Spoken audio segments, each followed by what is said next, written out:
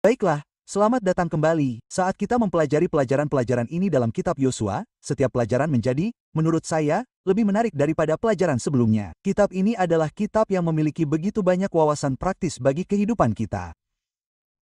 Pelajaran nomor 4 dalam seri Sekolah Sabat tentang Yosua, konflik di balik semua konflik. Tema pertentangan besar sebenarnya. Jadi saat kita mempelajarinya, mari kita lihat bagaimana ini berlaku dalam kehidupan kita dan menjawab beberapa pertanyaan terdalam yang mungkin kita miliki. Jadi mari kita berdoa. Bapa di surga, terima kasih atas kesempatan untuk belajar. Saat kita mempelajari pelajaran ini, penuhilah hati kami dengan sukacita, keberanian, dan kekuatan. Tuhan, kami membutuhkan-Mu hari demi hari, saat demi saat. Kami membutuhkan-Mu sebagai pembela kami, pelindung kami, jenderal kami, dan pejuang kami untuk mengalahkan kekuatan neraka. Jadi, sertailah kami, saya berdoa saat kami belajar dan bantu kami memiliki pandangan yang lebih jelas tentang siapa Engkau dalam nama Yesus. Amin. Konflik di balik semua konflik. Tahukah Anda, salah satu tantangan yang kita hadapi ketika mempelajari pelajaran seperti ini adalah kontras antara Tuhan yang penuh kasih dan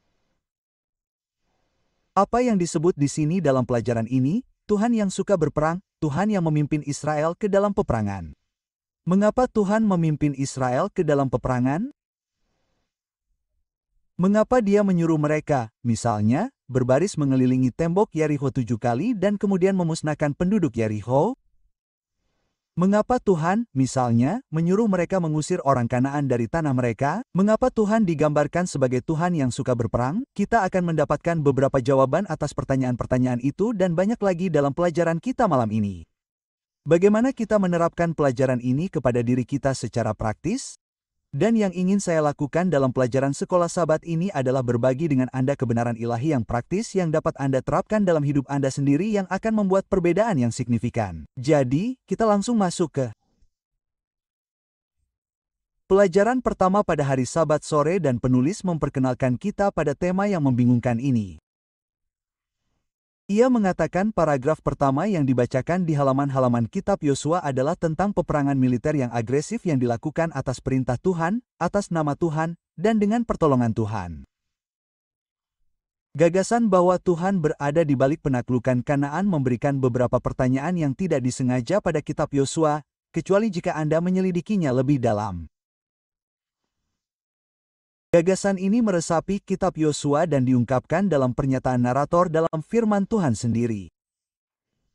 Hal itu diungkapkan melalui pidato-pidato Yosua. Hal itu diungkapkan oleh para mata-mata, oleh orang-orang. Apa yang diungkapkan?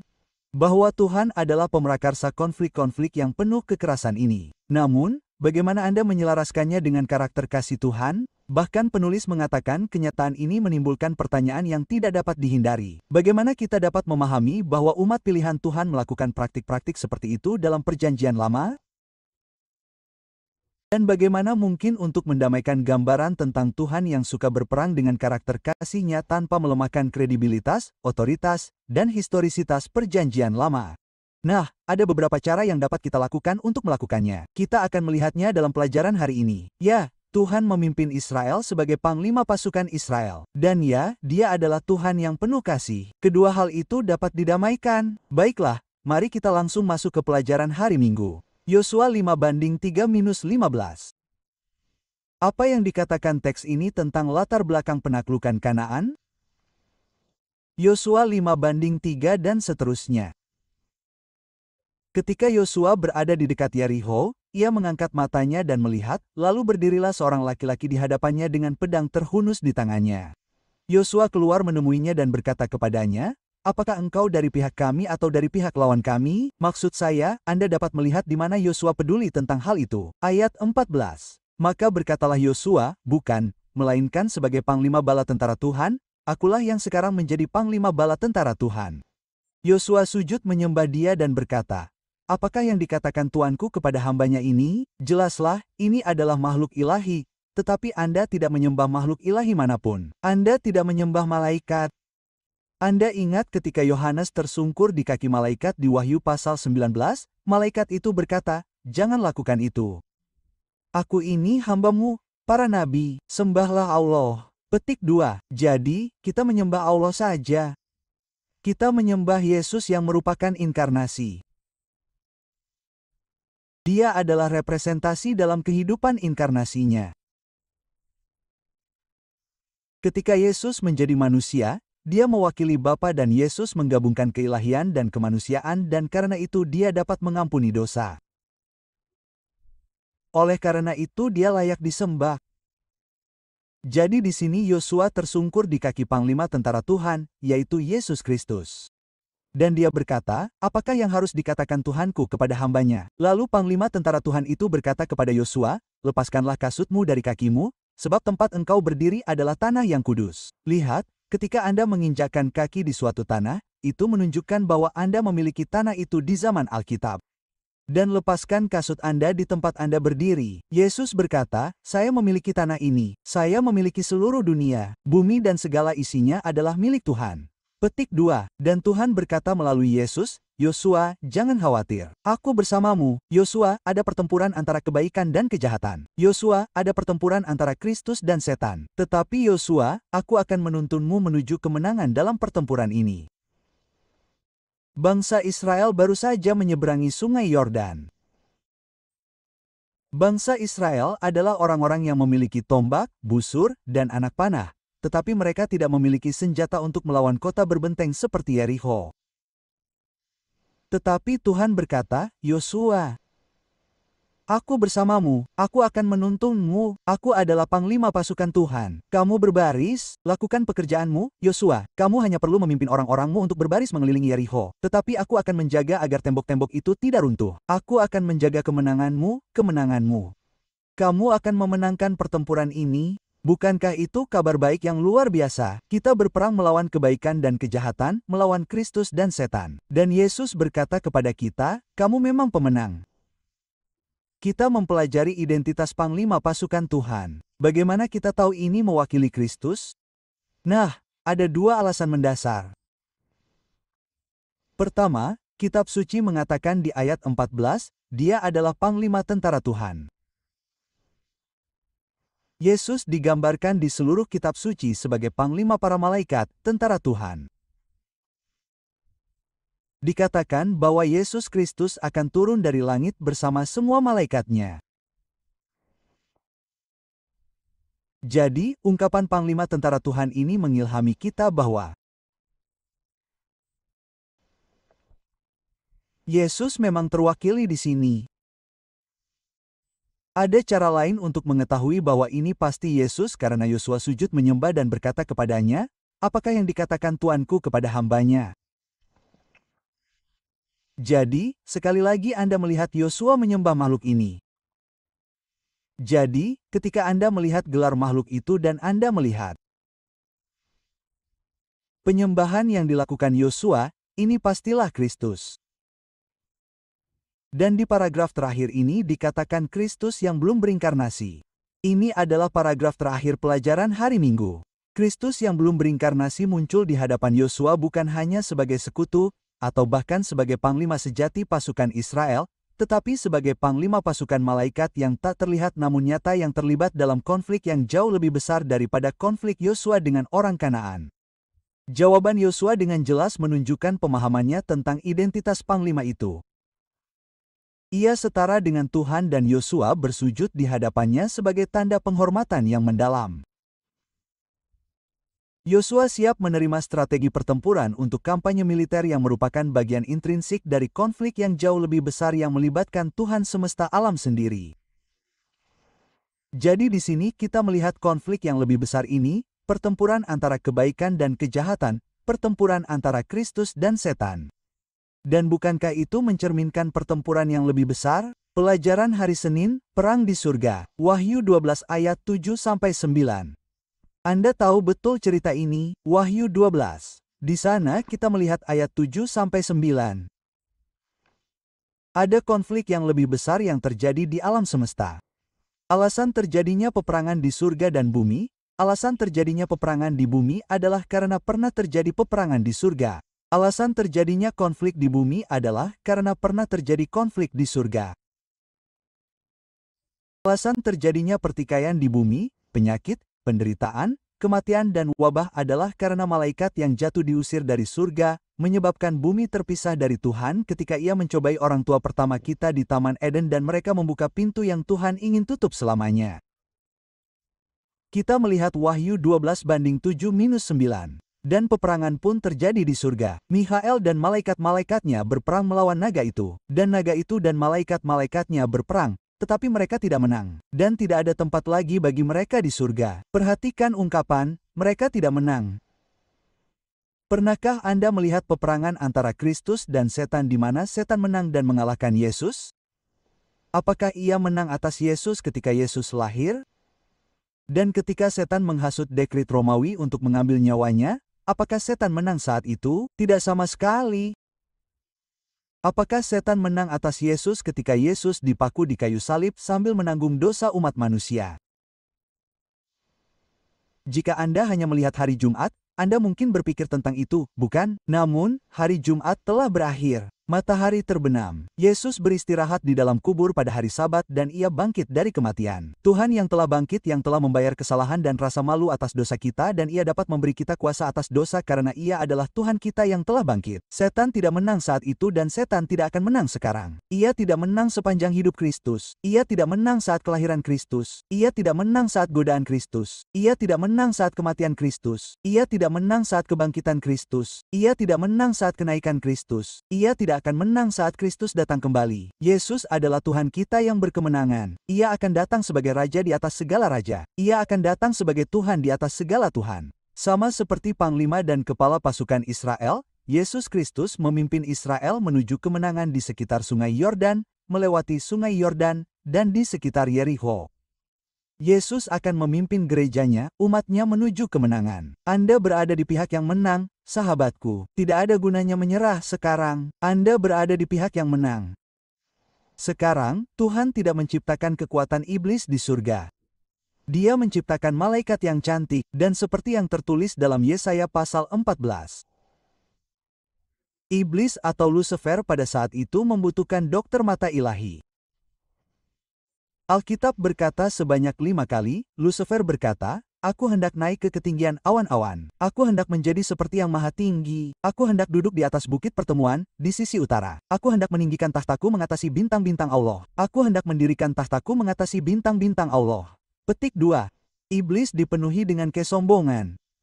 Yehezkiel pasal 28 mengatakan bahwa tidak ada kesalahan dalam dirinya. Itu bukanlah dosa sampai dosa ditemukan dalam dirinya. Dan Yehezkiel 28 berkata, "Engkau merusak dirimu sendiri dengan kecantikanmu sendiri." Jadi Tuhan memberi setiap makhluk ciptaannya kekuatan untuk memilih. Jika Anda menghilangkan kekuatan untuk memilih, Anda menghilangkan kesempatan untuk mencintai. Dan jika Anda menghilangkan kesempatan untuk mencintai, Anda menghilangkan kemampuan untuk bahagia.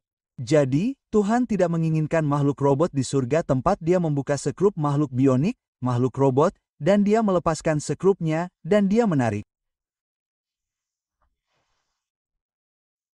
kepala logam, dan itu diatur oleh komputer kosmik, dan setiap malam para malaikat, jika Anda memiliki malam di surga, saya tidak tahu, tetapi setiap periode waktu, para malaikat akan memprogram komputer itu dalam pikiran malaikat. Itu sama sekali bukan yang terjadi, itu sama sekali bukan yang Tuhan inginkan. Apa yang Tuhan inginkan? Tuhan menginginkan makhluk cerdas yang akan mencintainya. Bukan makhluk robot yang diperintahkan dan diarahkan oleh komputer kosmik surgawi. Sama sekali tidak. Tetapi jika Anda memberi makhluk kekuatan untuk memilih, Anda berisiko membuat mereka membuat pilihan yang salah. Jika Anda tidak memberi mereka kekuatan untuk memilih, mereka tidak akan pernah memiliki kemampuan untuk memilih. Cinta tidak pernah memiliki kapasitas untuk benar-benar bahagia. Jadi apa yang kita lihat adalah Tuhan memberikan makhluknya kekuatan untuk memilih. Akibatnya, Lucifer membuat pilihan yang salah. Dia menipu sepertiga malaikat. Dia mengatakan bahwa Tuhan itu sewenang-wenang. Tuhan tidak adil. Tuhan tidak adil. Makhluk-makhluk malaikat ini bersama Lucifer berperang melawan Tuhan. Mereka akhirnya diusir dari surga. Mereka datang ke bumi. Tepat pada saat inilah bumi diciptakan.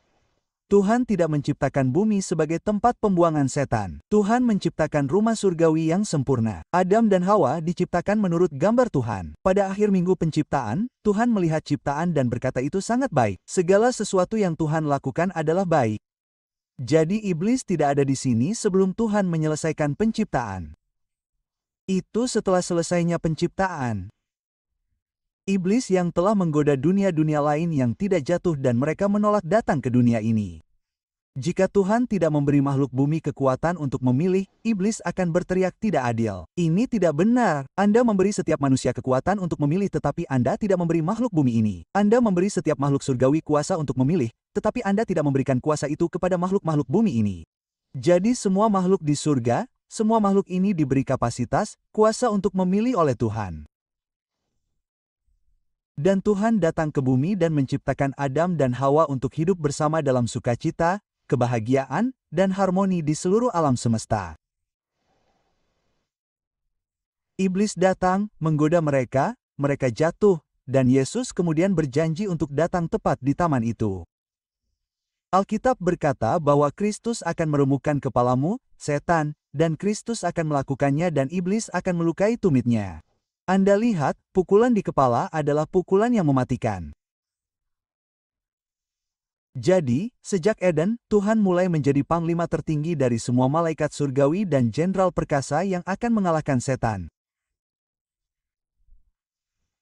Jadi, setan adalah musuh yang dikalahkan dan suatu hari Yesus akan kembali untuk membawa kita dari tanah kesedihan, penyakit, dan penderitaan ke tanah surga yang kekal. Sekarang, apa artinya bahwa Tuhan adalah seorang pejuang? Kita mendapat pertolongan dalam Keluaran 23:2. Ini adalah pelajaran hari Selasa. Keluaran 2 ayat 23-2. Apa artinya bahwa Tuhan adalah seorang prajurit? Keluaran 2, saya sedang membaca ayat 23. Nah, dalam perjalanan waktu, Raja Mesir mati. Maka orang Israel mengerang karena perbudakan itu, dan mereka berteriak, dan teriak mereka sampai kepada Allah karena perbudakan itu. Dan Allah mendengar erangan mereka, dan Allah mengingat perjanjiannya dengan Abraham, Ishak dan Yakub. Dan Allah melihat anak-anak Israel, dan Allah mengenal mereka. Jadi, apa artinya bahwa Allah adalah seorang prajurit? Itu berarti bahwa Dia tidak akan pernah melupakan perjanjiannya yang telah Dia janjikan untuk membawa umatnya ke tanah perjanjian dan memang janji-janjinya akan digenapi. Keluaran 15:3 dan seterusnya. Keluaran pasal 15. Allah adalah seorang prajurit yang perkasa. Apa artinya bahwa Dia seorang prajurit yang perkasa? Itu berarti bahwa Dia akan membebaskan umatnya. Keluaran pasal 15, Miriam memimpin Musa, umat seperti orang Israel saat mereka menyeberangi Laut Merah. Dan Musa dan anak-anaknya mulai menyanyikan lagu ini yang dipimpin Miriam. Aku hendak menyanyikan mazmur bagi Tuhan. Aku mulai dengan ayat 1. Sebab ia menang dengan gemilang, kuda dan penunggangnya. Ia dilemparkan ke dalam laut. Tuhan adalah kekuatanku dan mazmurku. Ia telah menjadi keselamatanku. Ia Allahku. Aku hendak memujinya. Allah ayahku. Aku hendak meninggikan Dia. Ia seorang prajurit. Tuhan, itulah namanya. Ayat 4, kereta perang Fir'aun dan pasukannya. Ia dilemparkan ke dalam laut. Ia juga memilih tawanan-tawanan. Mereka menenggelamkan mereka di laut. Kemudian perhatikan ayat 6. Tangan kananmu, ya Tuhan, telah menjadi sangat kuat. Tangan kananmu, ya Tuhan, telah menghancurkan musuh-musuhmu. Dan dalam kebesaranmu yang agung, Engkau telah merobohkan orang-orang yang bangkit melawanmu. Engkau telah melampiaskan murkamu, yang abis seperti jerami. Jadi Tuhan adalah prajurit yang perkasa dan luar biasa ini. Lihat, ketika Anda sedang berperang melawan kejahatan, Tuhan akan berperang untuk Anda. Melalui Yesus Kristus, Tuhan kita. Ketika Anda bergumul dengan godaan, Yesus akan berperang untuk Anda. Ketika ada konflik di sekitar Anda dan Anda bertanya-tanya, bagaimana saya bisa membela kebenaran? Yesus akan menguatkan Anda. Apapun yang sedang Anda alami saat ini, apapun sakit hati, kesedihan, kesulitan,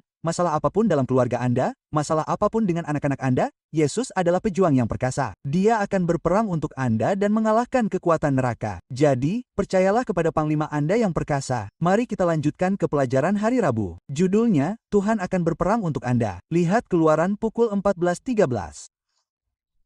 Israel keluar dari perbudakan Mesir. Mereka mengembara di padang gurun. Peluangnya sangat besar bagi mereka. Sepertinya mereka tidak akan pernah bisa memenangkan pertempuran melawan musuh-musuh perkasa yang tangguh dalam pertempuran. Keluaran 14. Dan kita membaca ayat 13 dan 14.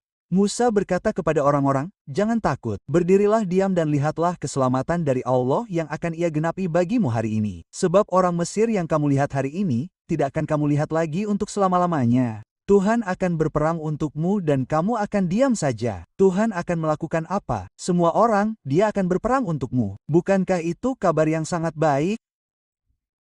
Apapun pertempuran yang kamu lalui, apapun pergumulan yang kamu hadapi, apapun peperangan yang kamu alami, peperangan yang kamu hadapi, memerangi kejahatan, apapun yang terjadi, apa yang dikatakan Keluaran 14 ayat 13?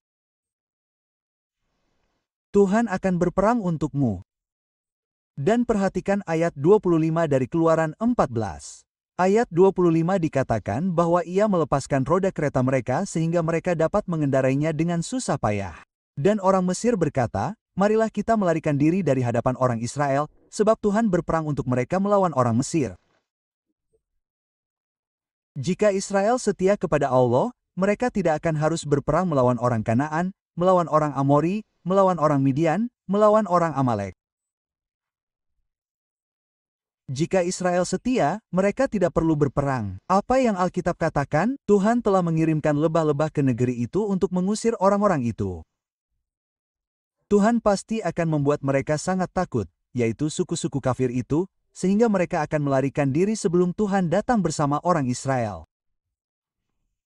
Namun karena Israel kurang beriman, karena mereka gagal memahami janji-janji Tuhan, karena mereka memberontak terhadap Tuhan pada waktu-waktu tertentu, Tuhan tidak meninggalkan mereka di padang gurun. Namun Tuhan berkata, baiklah, kamu harus bekerja sama denganku dalam peperangan ini. Itu adalah pilihan terbaik kedua dari Tuhan. Kita membacanya di Keluaran 17 ayat 7-13. Keluaran 17 ayat 7-13. Dikatakan di sana, di awal ayat, maka dinamainyalah tempat itu Mesa dan Miba, karena pertengkaran orang Israel, dan karena mereka mencobai Tuhan, dengan berkata, adakah Tuhan di tengah-tengah kita atau tidak? Jadi di sini sekarang mereka harus keluar dan berpartisipasi dalam pertempuran. Ayat N, berkatalah Musa kepada Yosua, pilihlah beberapa orang, lalu keluarlah dan berperanglah melawan orang Amalek. Besok aku akan berdiri di puncak bukit dengan tongkat Allah di tanganku. Maka Yosua melakukan seperti yang dikatakan Musa kepadanya. Mereka berperang melawan Amalek, lalu Musa dan Harun serta Amalek naik ke puncak gunung. Jadi, tahukah Anda apa yang terjadi? Mereka mengangkat lengan Musa. Ketika mereka mengangkat lengan Musa, orang Israel menang. Ketika lengan Musa diturunkan, orang Israel kalah. Mengapa orang Israel harus berperang? Itu adalah pilihan terbaik kedua. Yosua, pilihan terbaik adalah membiarkan lebah mengusir mereka. Pilihan terbaik adalah Tuhan memberikan rasa takut di hati mereka. Pilihan terbaik adalah Tuhan mengambil kendali pertempuran. Namun, ketidakpercayaan mereka tidak mengizinkan hal itu terjadi. Yosua pukul 6:15-20, kita akan mengambil 1 atau 2 ayat di sana. Dikatakan, maka berkatalah Yosua kepada mereka, ya Tuhanku, bagaimanakah aku dapat menyelamatkan orang Israel? Sebab kaumkulah yang paling lemah di antara suku Manasye dan akulah yang paling hina di antara kaum ayahku. Petik 2, dan berfirmanlah Tuhan kepadanya, sesungguhnya aku akan menyertai engkau, dan engkau akan mengalahkan orang Midian itu dengan 1 orang saja. Ayat 18, janganlah kamu pergi dari sini, aku mohon, sampai aku datang kepadamu dan membawa persembahanku dan meletakkannya di hadapanmu. Dan dia berkata, aku akan menunggu sampai kamu kembali. Tuhan punya rencana untuk berperang bagi umat-Nya. Sekarang lihatlah, ketika kamu menghadapi suatu konflik atau pergumulan, sebelum kamu lari dan terjun ke medan perang, berlututlah dan katakan, Yesus, Engkau berperang bagiku. Engkau berperang bagiku. Aku akan bersedia, Tuhan, untuk bekerja sama denganmu karena aku tahu di dunia yang telah jatuh, aku memiliki sifat yang telah jatuh. Engkau mungkin membutuhkan kerjasamaku, aku mungkin harus melakukan sesuatu dalam hal ini. Tetapi Tuhan, terkadang, Engkau tahu, sahabatku, hal terbaik yang dapat dilakukan dalam suatu konflik adalah tidak melakukan apapun. Sama sekali tidak melakukan apapun.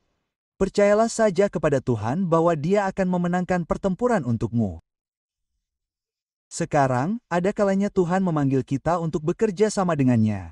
Tidak perlu diragukan lagi, namun, ada kalanya Tuhan berkata, lihat, jangan khawatir tentang hal ini. Jangan stres karenanya. Biarkan aku yang mengurus ini. Jangan takut.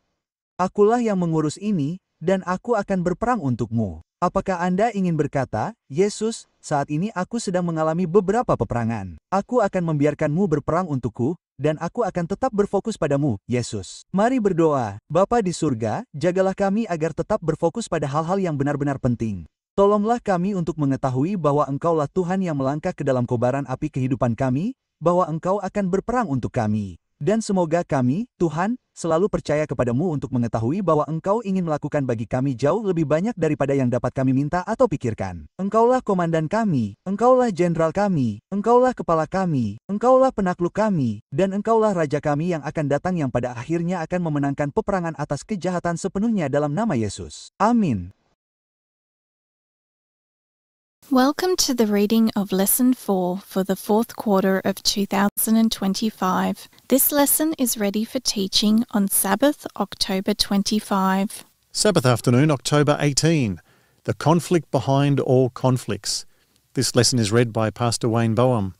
Our memory text for this week comes from Joshua 10 verse 14. There has been no day like it before or since when the Lord heeded the voice of a man. For the Lord fought for Israel. And Pastor Boehm to read the memory text the second time today. We have Hilda Madinet from Egypt, who I met at the General Conference session back in July. Thank you.